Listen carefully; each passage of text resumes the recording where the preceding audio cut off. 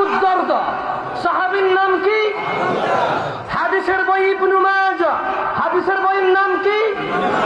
হাদিস নাম্বার 3376, হাদিস নাম্বার, সাহাবীর নাম আবু দারদা। বলছে যে লা ইয়াদখুলুল জান্নাহ, বলো লা ইয়াদখুলুল জান্নাহ, জান্নাতে যাবে না। মুদমিনু খামরিন, সব সময় নেশাকারী। ভাই আমার,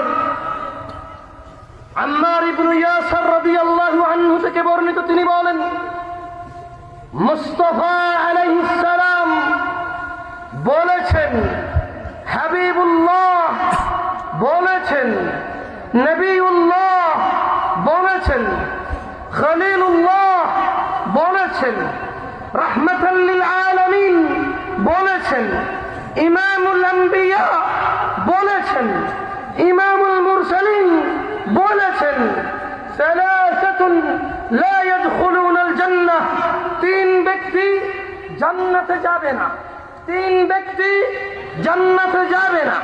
আদ-দায়্যুস, যে ব্যক্তি নিজ পরিবারে বেহায়াপনার সুযোগ করে দেয়, ওই যে বাপ বুরখা ছাড়া উলঙ্গ চেহারা দেখা যায়, যুবতী মেয়েকে ছেড়ে দিয়েছে রাস্তায়, স্কুল কলেজ মাদ্রাসার নামে, বাজার করার নামে, শপিং করার নামে, ওই যে ভাই, ওই যে বাবা, ওই যে স্বামী তার বাচ্চাকে, তার বোনকে, তার স্ত্রীকে ছেড়ে দিয়েছে উলঙ্গ।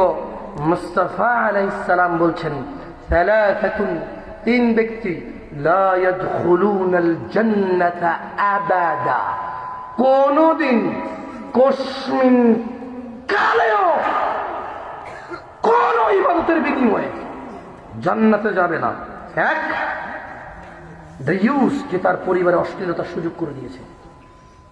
দুই, আর রাজলাতু মিনান নিসাই, পুরুষের ভেষধারী মহিলা।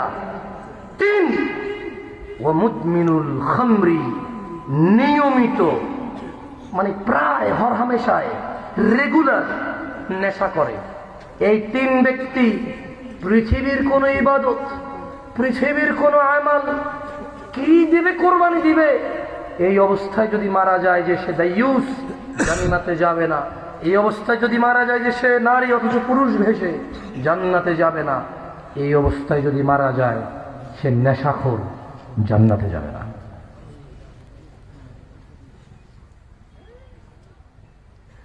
কিছু বুঝতে পেরেছ? বলো এবার।